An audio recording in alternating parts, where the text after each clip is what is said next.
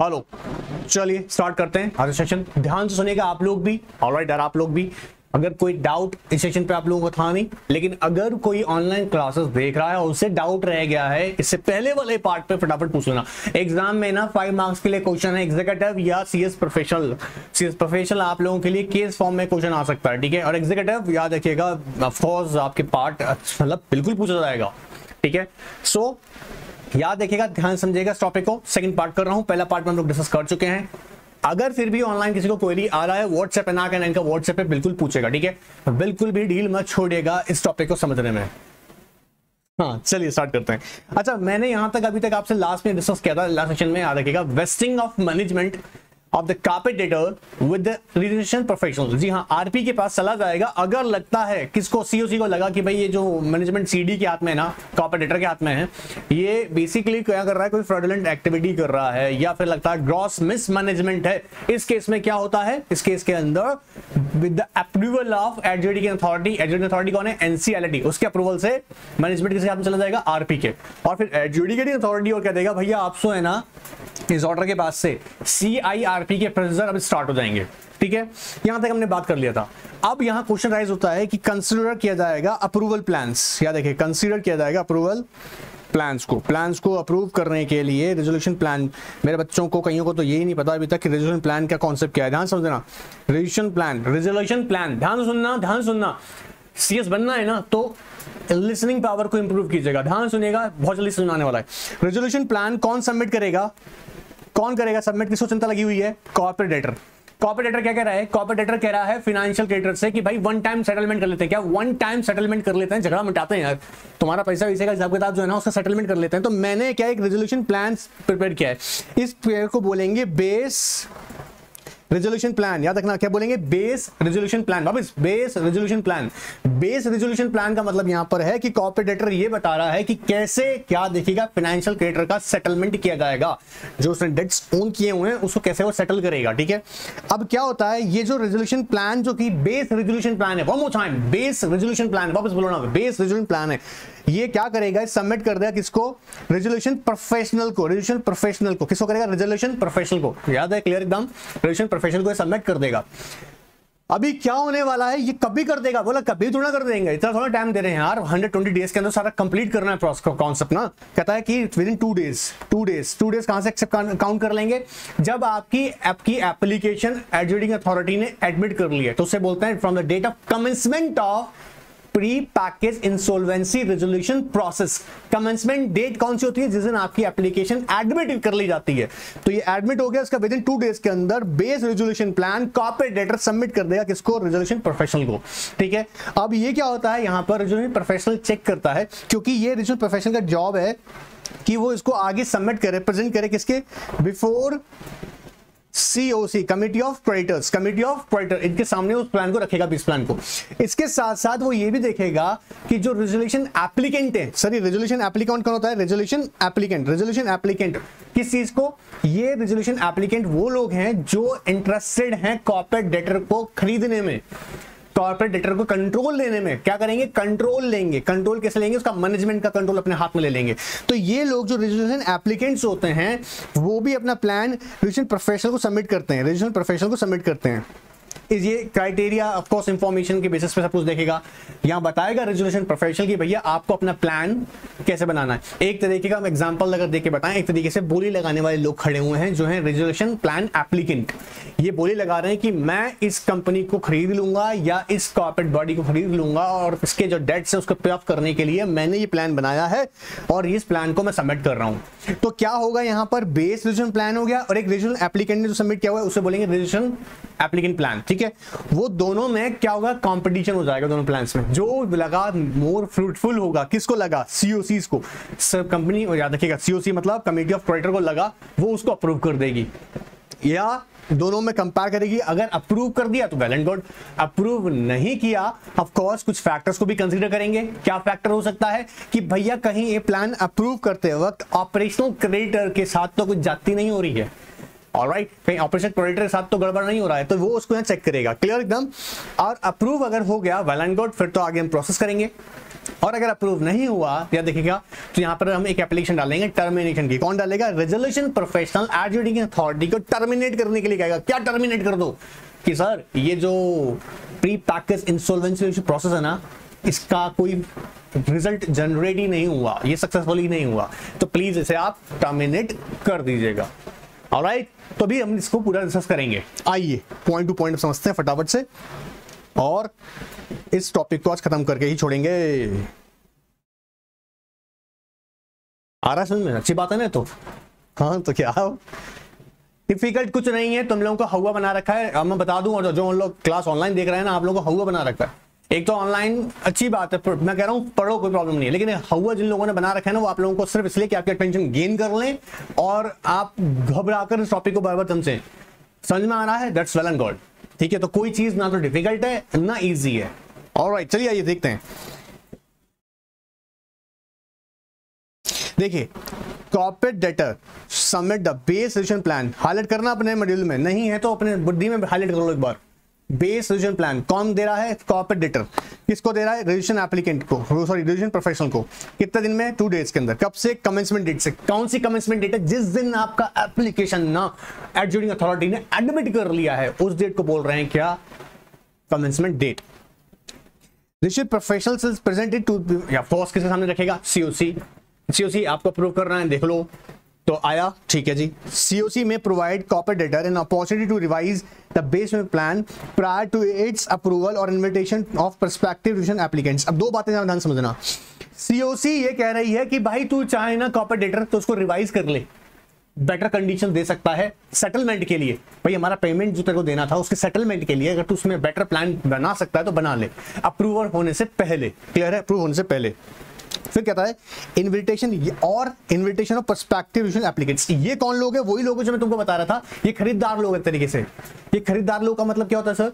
ये वो लोग हैं जो अपना अपना प्लान सबमिट करेगा, किसके सामने? सीओसी के सामने रखेगा कि भाई मैं एक इंटरेस्टेड पर्सन हूं और मैं चाहता हूं कि इस कंपनी या इस बॉडी कॉर्पोरेट को एक्वायर कर लूंगा, मैं इसका कंट्रोल अपने हाथ में ले लूंगा, तो मैं आपके सामने एक और प्लान रख रहा हूं। तो या तो प्लान कॉर्पोरेट डेटर का बेस प्लान बोलेंगे, या जो और एप्लीकेंट्स हैं रेजिस्ट्रेशन एप्लीकेंट्स वो भी अपना प्लान रखेंगे। बात समझ में आ रहा है? अगर एक कॉमन लैंग्वेज में बोलूं, एक लेमैन की लैंग्वेज में बोलूं, आम भाषा में कहूं, ऐसा समझ लो एक चीज को खरीदने के लिए जो ऑनर है उसका हाल फिलहाल वो खुद भी कह रहा है कि भाई मैं इसको खरीदना चाहता हूं, तो मेरा प्लान तो ये है, और बाकी लोग कुछ खड़े हुए हैं जो भी वो भी खरीदना चाहते हैं तो वो भी अपना प्लान दे रहे हैं। तो यहाँ पे बोली लग रही है एक तरीके से। ठीक है, हम लोग बिडिंग वर्ड यूज नहीं करेंगे यहाँ पर क्योंकि एस्पेक्ट्स थोड़ी डिफरेंट हो जाती हैं, बिडिंग वर्ड यूज नहीं करेंगे, बट एक तरीके का लेमैन लैंग्वेज में बोल रहे हैं बात। ठीक है, आम भाषा में। तो वो लोग जो बोली लगा रहा है एक तरीके से, लैंग्वेज में लिख के मतलब एग्जाम में बोली लगाने वाला। ठीक है, बिडर्स नहीं बोलेंगे इनको। ठीक है, एप्लीकेंट्स, रेजोल्यूशन एप्लीकेंट्स ये अपना प्लान सबमिट कर रहे हैं। अगर ये प्लान बेटर लगा तो इनका प्लान अप्रूव कर देंगे। क्लियर एकदम? तो सीओसी क्या कर रहा है? मौका दे रहा है तुमको रिवाइज करने का।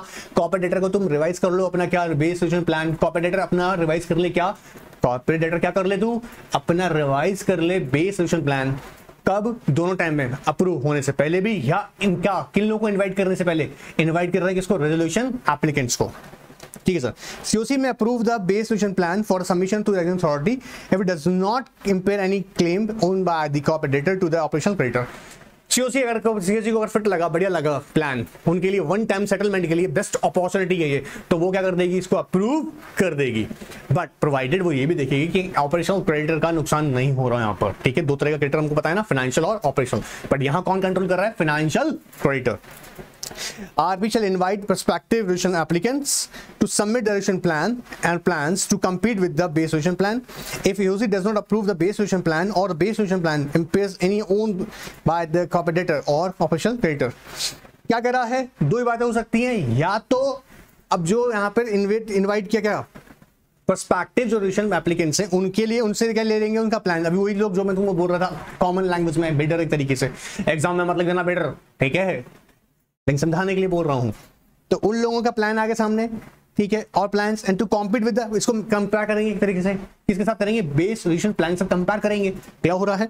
कंपैरिजन करने के बाद में अगर देखता है if COC does not approve the base resolution plan और the base resolution plans is impaired और तो कब हो सकता है कि जो base resolution plan corporate debtor ने सबमिट किया हुआ है, अगर वो लगता है या तो वो कंपीट नहीं कर पाया रेजोल्यूशन एप्लीकेंट के प्लान के साथ में, अगर वो कंपीट नहीं कर पाया, या बेस रेजोल्यूशन प्लान जो है वो एक तरीके से देखा जाए एक तरीके से फ्रूटफुल नहीं है ऑपरेशनल क्रिएटर के लिए, कहीं ना कहीं उनके अगेंस्ट है, तो वो बेस रेजोल्यूशन प्लान अप्रूव नहीं करेगी COC.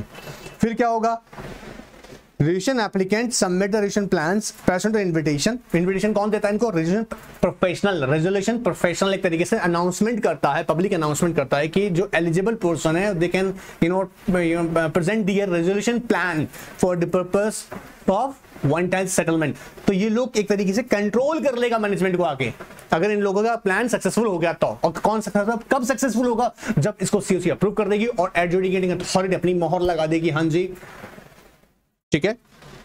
shall fulfill such criteria as may be laid down by the revision professional with the approval of the committee of creditor. Now revision professional shall provide the revision applicants to information memorandum and evaluation criteria. अब ये तो बताना जरूरी है ना कि किस basis पर यह आप देखिएगा रेजोल्यूशन प्लान को अप्रूव किया था। इंफॉर्मेशन मेमोरेंडम जो कंप्लीट डिटेल देगा कॉर्पोरेट डेटर के बारे में, ठीक है।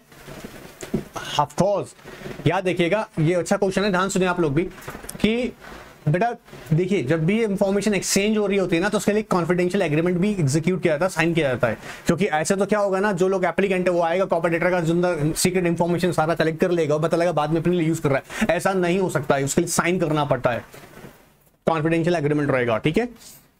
तो वो बताएगा, आरपी बताएगा भाई एक इंफॉर्मेशन मेमोरेंडम देगा और इवैल्यूएशन क्राइटेरिया कि भाई किस बेसिस पर आरपी के, याद रखिएगा कॉर्पोरेट डेटर जो है ना उसके अगर आप बात करें वन टाइम सेटलमेंट की, तो उसके लिए क्या क्राइटेरिया रखा गया है ताकि आपका जो प्लान है वो अप्रूव हो जाएगा।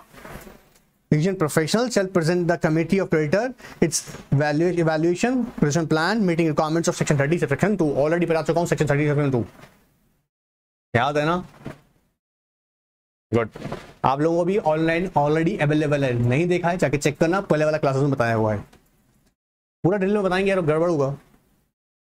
COE shall evaluate the plans so presented and select the selections plans from the amongst them। अब यहाँ पे दो आ गया, बेस सोल्यूशन प्लान आपके पास में अवेलेबल है, प्लस सोल्यूशन प्लान अवेलेबल है। एक से ज्यादा एप्लीकेशन हो सकती है, हाँ जी, एक से ज्यादा भी सोल्यूशन एप्लीकेंट्स हो सकते हैं, एक से ज्यादा खरीदार हो सकते हैं ना, हो सकते हैं। तो उनमें क्या करेगा, कंपेयर करेगा, सिलेक्शन देखेगा जो बेस्ट होगा उनके लिए। If the plan so selected is significantly better than the base solution plan, the solution plan may be selected from approval.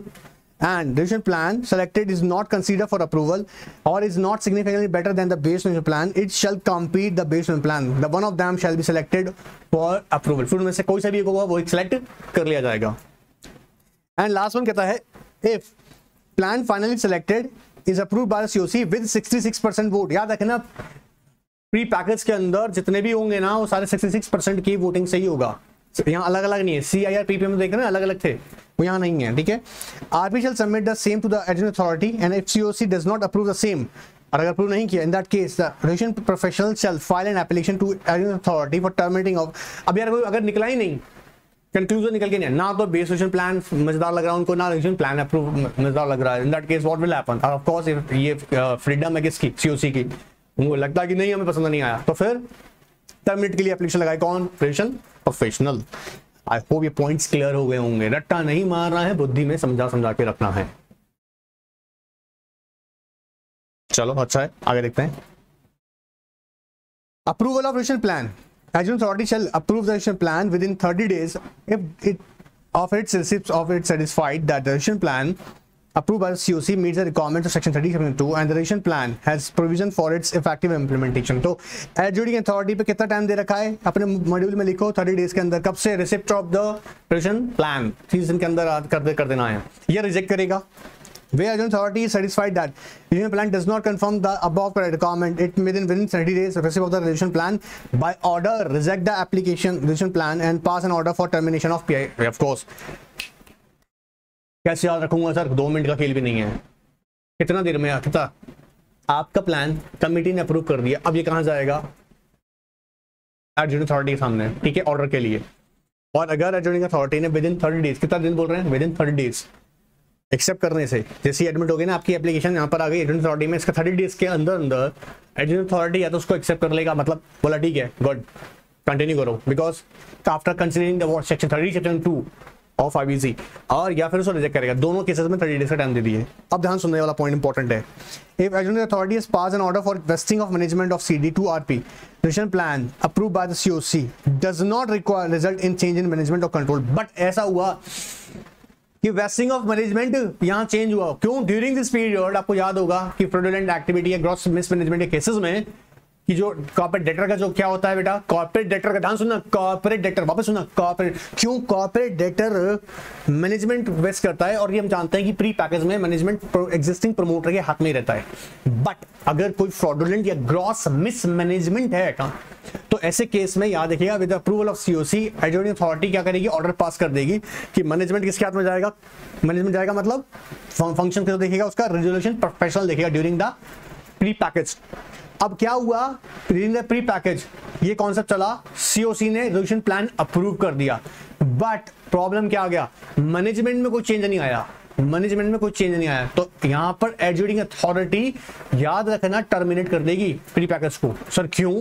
बेटा एक बात बताओ, फ्रॉडुलेंट एक्टिविटी हो रही थी या ग्रॉस मिसमैनेजमेंट चल रहा था, उसके बावजूद भी यहां पर क्या हुआ, मैनेजमेंट में वही का वही मैनेजमेंट आज भी सेम है, अप्रूव कर दिया अपने प्लान, लेकिन मैनेजमेंट में कोई चेंज नहीं है, तो वो प्लान ही कंटिन्यू नहीं किया सकता, क्योंकि झोल तो अभी भी है ना, मैनेजमेंट तो वही का वही अभी भी। देखो दोनों language, decision plan approved by COC does not result in change in management or control of the corporate debtor. Adjudicating authority shall pass an order rejecting the decision plan, terminating the PR, of course P2IRP, and passing a liquidation and declaring the PRP cost किसका बन जाएगा, liquidation cost का treat होगा। फिर सुनना, ध्यान सुनना, आप लोग भी ध्यान सुनिएगा।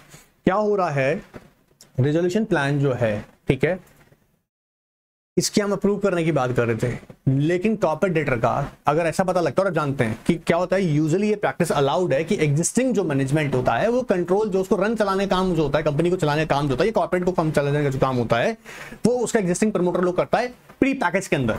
बट अगर यहां पर पता लग जाता है कि वो फ्रॉडुलेंट या फिर ग्रॉस मिसमैनेजमेंट कर रहे हैं, तो यहां पर रेजोल्यूशन प्रोफेशनल फिर उस ऑर्गेनाइजेशन को चलाने का काम करता है, ठीक है। अब ये कंटिन्यू चलता रहा, प्री पैकेज का जो प्लान था, रेजोल्यूशन प्लान, उसको अप्रूव कर दिया COC ने, बट पता लगा इसके बाद में कि मैनेजमेंट तो एज इट इज वही का वही जो पहले था, तो यहां पर एग्जीक्यूटिव अथॉरिटी कह रही है भैया फिर ना तुम्हारा रेजोल्यूशन प्लान हम रिजेक्ट कर देंगे, क्योंकि आज सोचो ना, रॉन्ग डूअर इन कंट्रोल तो पहले भी था, रॉन्ग डूअर इन कंट्रोल तो पहले भी था, तो अभी भी उसको ट्रीट करेंगे क्या? नहीं, तो बोला वो प्लान फिर हम अप्रूव नहीं करेंगे। हाँ, मैनेजमेंट चेंज हो गया, then there is no problem, approve हो जाएगा। चलिए, अब ये टर्मिनेट कब होता है, ये भी इंपॉर्टेंट क्वेश्चन है यार एग्जाम के लिए, केस लॉ के लिए आ सकता है और वैसे भी आ सकता है, डायरेक्टली आ सकता है, ठीक है। एग्जीक्यूटिव वाले ध्यान दीजिएगा, ये आपके लिए आ सकता है, डायरेक्ट क्वेश्चन आ सकता है। Adjudicating authority with in 30 days of the date of the application of the made by the RP and by an order terminate the RP कब?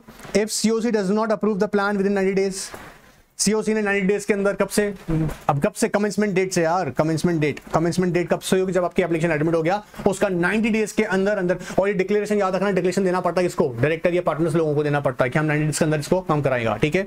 तो 90 डेज के अंदर अगर COC ने अप्रूव ही नहीं किया, या COC neither approves selected plans nor base plans, दोनों में से कोई सा प्लान नहीं किया, ये भी अभी बताए थे। सर याद कैसे रहेगा, सिंपल है ना, अगर प्री पैकेज के अंदर बेस प्लान भी अप्रूव नहीं कर रहे हो, बोला ठीक है, रिजनल प्लान भी अप्रूव नहीं कर रहे हो, तो फिर प्री पैकेज ही क्यों रहेगा, तो वहां पे भी टर्मिनेट हो जाएगा।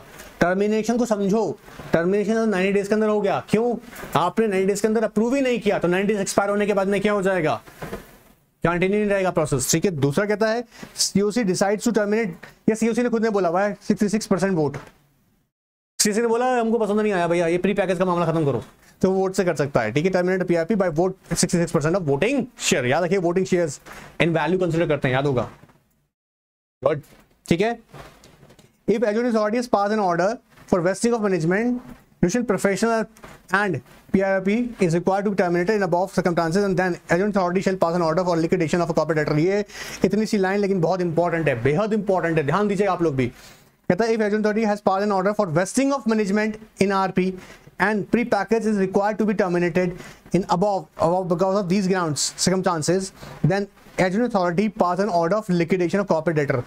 और अल्टीमेटली क्या होगा, वेस्टिंग ऑफ मैनेजमेंट तो चला गया किसके हाथ में, रीजनल प्रोफेशनल के हाथ में, ठीक है।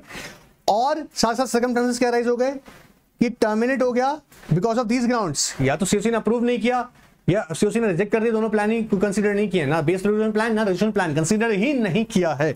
इन दैट केस अब सीओसी क्या ऑर्डर पास करेगा, वो सॉरी एडमिनिस्ट्रेटिव अथॉरिटी क्या ऑर्डर पास करेगी, लिक्विडेशन। बोला है तो झोल मचाए हुए हैं, बात पकड़ में आया, ये इंपॉर्टेंट लाइन है, याद रखना, छोड़ मत देना इसको, समझ में नहीं आया फिर रिपीट करता हूं, ध्यान सुनिए वापस। क्या हो रहा है यहां पर, जो वेस्टिंग ऑफ मैनेजमेंट है वो किसके हाथ में नहीं है, आरपी के हाथ में चला गया, एग्जिस्टिंग प्रमोटर के हाथ में नहीं है, ठीक है। एंड साथ ही साथ ये पता लगता है कि सीओसी ने उसे अप्रूव भी नहीं किया, या फिर ना ही सिलेक्टेड जो प्लान रेजोल्यूशन प्लान ना था उसको, ना बेस रेजोल्यूशन प्लान को अप्रूव किया, या 66% लोगों ने उसको रिजेक्ट कर दिया, कौन, फाइनेंशियल क्रेडिटर्स ने उसको रिजेक्ट कर दिया। अब ऐसे केस में जिसके में ऑलरेडी एग्जिस्टिंग, या देखिएगा मैनेजमेंट जो है वो रेजिस्ट्रेशन प्रोफेशनल के हाथ में उसको मैनेजमेंट करना, ठीक है। तो ऐसे केस में अगर तीनों बातें ऊपर से पूरी हो रही हैं, तीनों में से कोई सी भी बात पूरी हो रही है, in that case administrative authority बोलेगा लिक्विडेशन ऑर्डर पास करो। इसलिए ध्यान से इसको बुद्धि में उठाइए, ठीक है। Liquidation of corporate debtor insolvency process. अब देखो बेटा यहां से खतरनाक कहानी शुरू हो गई, कहता सीओसी में resolve to initiate a corporate insolvency. यहीं से अगर हमारा प्रोसेस आगे जो हम ऑलरेडी पढ़ते आ रहे हैं, सीआईआरपी प्रोसेस स्टार्ट हो गया। In respect of the corporate debtor by a vote of 66% voting shares.